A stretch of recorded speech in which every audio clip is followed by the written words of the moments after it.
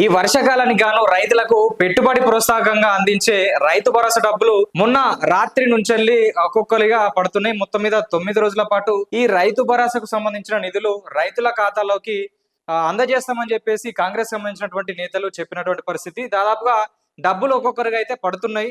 రైతులు హర్షిస్తున్నటువంటి సిచ్యువేషన్ ఉంది. సో ఈ నేపథ్యంలో కేటీఆర్ ట్విట్టర్ వేదికగా ఒక ట్వీట్ చేశాడు. సో ఆ ట్వీట్ లో ఏముందంటే, వెనుకటికి ఎవడో ఏది అడగకుంటుంటే సచ్చేదాకా సాగుతా అన్నాడట. ఏస్తున్న రైతు భరోసా సంగతి సరే గాని, మరి ఎగ్గొట్టిన రైతు భరోసా సంగతి ఏంది? వడ్ల బోనస్ సంగతి ఏంది? ఎగ్గొట్టిన తులం బంగారం కళ్యాణ లక్ష్మి పరిస్థితి ఏంది?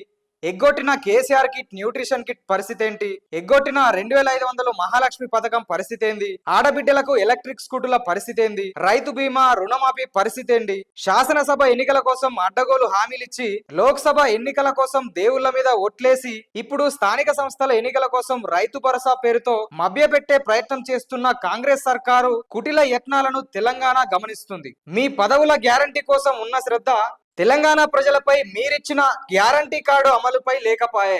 సో ఇది ప్రస్తుతం కేటీఆర్ ట్విట్టర్ వేదికగా ఆయన చేసినటువంటి ట్వీట్. సో దాదాపుగా ఏదైతే వాళ్ళు హామీలు ఇచ్చిరో దానికి సంబంధించి పూర్తిగా ఒక స్ట్రాంగ్ కౌంటర్ అయితే ఇవ్వడం జరిగింది. రైతు భరోసా చేస్తారు కానీ మరి వీటి సంగతి ఏందని ప్రతిపక్షంలో ఉన్న వాళ్ళు ఖచ్చితంగా ప్రభుత్వంలో ఉన్నటువంటి అధికార పక్షంలో ఉన్న వాళ్ళని వాళ్ళు ఏం హామీలు ఇచ్చిర్రు, సో ఏం అమలు చేస్తారు, ఏమి చేస్తలేవు అని గట్టిగా ప్రశ్నించే అధికారం ఉంటుంది. వాళ్ళు చేయాల్సిన పని కూడా అదే. సో దీనికి అధికార పక్షం వాళ్ళు ఖచ్చితంగా ఈ ప్రశ్నలకు, అంటే ప్రస్తుతం ఈ ప్రశ్న కేటీఆర్ వేస్తున్న ప్రశ్ననే కాదు, దాదాపు తెలంగాణలో ఉన్నటువంటి ప్రజానీకం అంతా అడుగుతున్నటువంటి ప్రశ్న.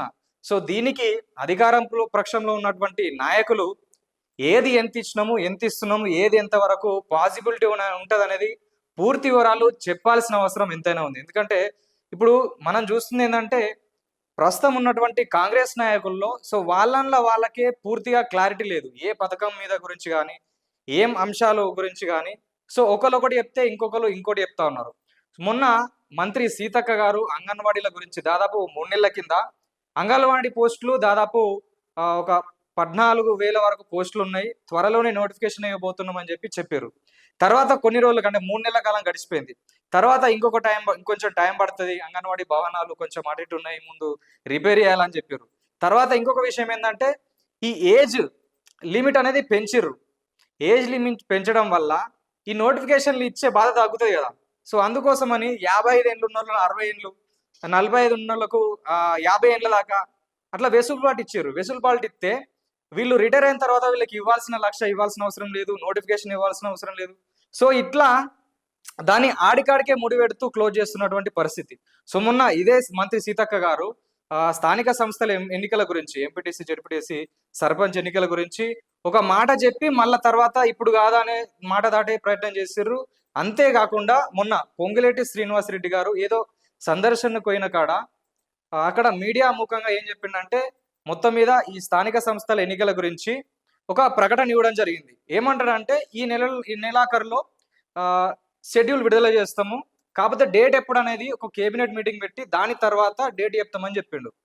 సో దీనిపైన స్పందించినటువంటి మహేష్ గౌడ్ గారు, టీపీసీసీ చైర్మన్ అవుతున్నారు, ప్రెసిడెంట్ మహేష్ గౌడ్ గారు, అతను ఏమంటున్నారంటే, సో ఇట్లా నువ్వు ఎట్లు ఇస్తావు, మీడియా ముఖంగా నువ్వు ఎట్లా చెప్తావు, మనం అంతా చర్చించుకొని దానికి రిజర్వేషన్ లేనిది ఏడ ఎన్ని ఇవ్వాలి, ఎవరికి దానికి సంబంధించినటువంటి చర్యలు తీసుకోవాలి ఏందనేది మనం చర్చించుకున్న తర్వాత మీడియా అందరిని పిలిచి మనం చెప్పాల్సింది, నువ్వు ఏడుకో పోయి డైరెక్ట్ ఎట్లా చెప్తావు అని చెప్పి ఈయన స్పందించడం జరిగింది. అంటే వాళ్ళకే పూర్తి క్లారిటీ లేనటువంటి సిచ్యువేషన్ నడుస్తుంది.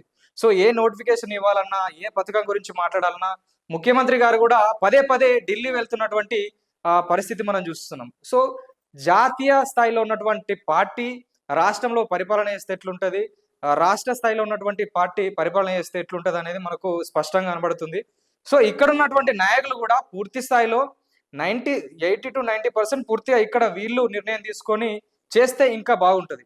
సో మొత్తం మీద ఈ మహేష్ గౌడ్ గారు కూడా ఏం చెప్తున్నారంటే, ఎంపీటీసీ, జెడ్పీటీసీలు అంటే రైతు భరోసా నిధులు విడుదల చేసినాం, మొత్తం మీద ఈ ఎంపీటీసీలు, జెడ్పీటీసీలు మొత్తం మన కాంగ్రెస్ ఎంపీటీసీలు అందరూ, జెడ్పీటీసీలు అందరూ, సర్పంచ్లు అందరూ మన పార్టీకి సంబంధించిన వాళ్ళే గెలుపుతారు, ఎందుకంటే మనం రైతు భరోసా డబ్బులు నిధులు విడుదల చేసినామని చెప్పేసి మహేష్ గౌడ్ గారు చెప్తారు. సో మొత్తం మీద కేటీఆర్ ఏదైతే కౌంటర్ ఇచ్చిండో సో దానికి అనుగుణంగానే ఈయన మాట్లాడినట్టు కూడా అర్థమవుతుంది. సో ఈ మాట ఇంకా 4 రోజుల తర్వాత మాట్లాడిన అయిపోతుండే. డబ్బులు ఇచ్చినాం కదా! మనకే ఓట్లు వేస్తారు. అంటే నిధులు విడుదల చేసినాం కదా! ఇప్పుడు మనకే ఓట్లు పడతాయి అంటే, సో ఇదొక్కటితోనే కాదు కదా మరి.